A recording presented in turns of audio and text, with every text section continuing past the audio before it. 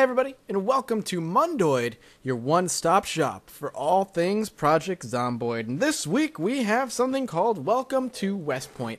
Basically, this week's blog is saying, look, we're still working on the update, there's a few things we need to nail out, but instead of saying, sorry, there's nothing to talk about, they actually wanted to talk about a few things, that way we don't feel like we're left with nothing, zilch, nada, you deserve nothing. No, they're talking about the map in general, because apparently, and I wasn't actually aware of this, probably because I haven't really visited the forums all that much recently, is that people have issues or are a little upset with the way the map is the way the map is right now. Apparently, those words really struggled to come forth from my mouth, and I apologize about that. But basically, apparently some people don't like what Mount Muldrow looks like. It's too spread out. There's not a lot of, like, inner city areas or something. I'm not entirely sure what people are complaining about. So what they're saying is that not to worry, because Muldrow is merely part one. Actually, they take a look at Google Maps here. You can see Muldrow right here, and this is actually what they're talking about. Muldrow is this area, essentially. There's a few areas outside of it, a few suburban areas. Now, of course, this map is not a 100% accurate representation of the map in the game. They've obviously taken some creative liberties and whatnot. But they talk about why they chose Muldrow. What outside of it being just a nothing city would people want to play here for? And if you look on the map, and I highly suggest you come take a look at the map yourself, there's a humongous city to the north. A huge city to the north. And what the overall plan is for the Indie Stone is to expand the map to the point where you're going to have that whole city, Muldrow, and even something further upward with West Point and a few other areas, all part of the map. It's to make it feel big and alive. And, they talk about if they had made Muldrow similar to how this demo city was, where everything was in a nice, neat little package, where you had everything you wanted kind of at your disposal, you'd never have a reason to leave. There'd be no reason for you to venture out and explore, except for when you ran out of supplies. And that's not what they want to happen here. What they want to happen is for you to kind of get comfortable in an area, but have to risk it.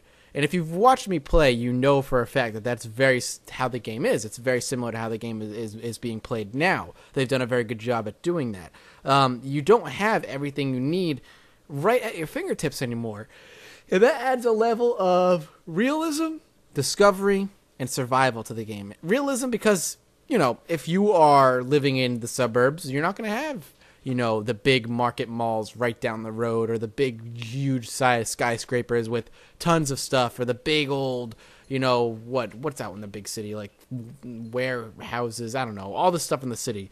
You have to venture out to go do that. And thinking about it, without cars in the game, or at least not yet, planning that trip is half the fun. And I apologize for that random yawn there, and when you're heading out to the city to get supplies, it's going to take time, it's going to take preparation. You need to grab all that you can and make sure that this trip is going to be something you can survive, and that adds a lot of excitement to the game. It's something you can hop in your car and go into the city, get what you need, and come home. Well, what used to be maybe like an hour drive for some people is now like a friggin' full day's walk to get to that place. So having that in mind and knowing that's how things work, you're going to have to kind of bear that in mind as you play, or as the map is expanded. The second thing I talk about is discovery. The game forces you to explore and discover different parts of the map. You wouldn't see some of these neat little areas if you weren't kind of searching every nook and cranny that the game had to offer. If you didn't have to take the long way around a huge horde of zombies and look in the back alleys and learn the streets of where you're essentially living and surviving, you wouldn't find cool, neat, hidden things. On top of it, you are discovering back hidden alleyways and paths that you might not have otherwise taken outside of it. So I really like that. And of course, adds to the survival aspect. I kind of touched on this already with the need to prepare yourself and understand that every time you take a trip to the city, it could ultimately be your death. So you need to be very, very careful in what you take and what you prepare and what you leave at home, et cetera, et cetera. Is your home safe? Is there a horde nearby? Should you leave your home? Do you think you need to maybe scavenge the more nearby buildings for maybe a better weapon? With luck, you'll find a baseball bat in the kid's bedroom of the next door neighbor's house while finding a few nails in the garage of the same house and be able to make yourself a spiked bat. Maybe now you're ready after you do that, after you discover, search, and whatnot. Now you're ready to head in the city and take out what you can. So for those of you who are worried about the map, I would say put your worries on hold for a little while. Again, remember, this game is still in development. There's a lot to be added to the game yet, but that your worries are... Holy crap, why am I yawning? I'm so sorry. I might edit that out. But to keep in mind that your worries are being addressed. Your worries are being addressed, and there is no need for you to fret. So outside of that, what else they talk about? There's just some other things. Let's talk about general bug fixes, but one of the bigger fixes is the knife. Now, as you know, if you find a knife, you might as well just leave it in the drawer at this point in the game. I feel like the knife is essentially useless. You swing it and you do very minimal damage, and typically you're not going to kill the thing, and it'll probably bite you instead and you'll end up dying. But what they're doing is they're tweaking the knife a little bit.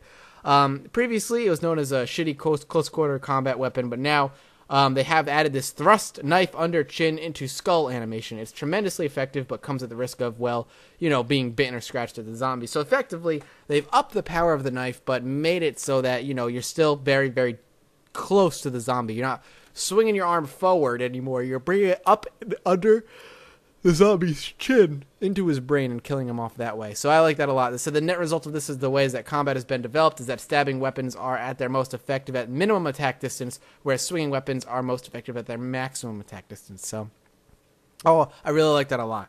You can hotkey your weapons and switch them on the fly if you need to. Other than that, save compatibility stuff is still being worked on, and the next update is going to be coming to Desura soon enough. So that's about it for the blog. A lot of cool stuff. I got to talk about the map. I'm really looking forward to seeing the bigger map implemented, and the knife change. I'm actually very curious to see if that's at all going to change how I play the game in any way. So we'll see. We'll see what happens. Thank you guys for saying goodbye. If you're one of the weekly visitors, I see you next week. If not, I shall see you either later today or tomorrow. And as always, thank you for stopping by, and I'll see you all next time.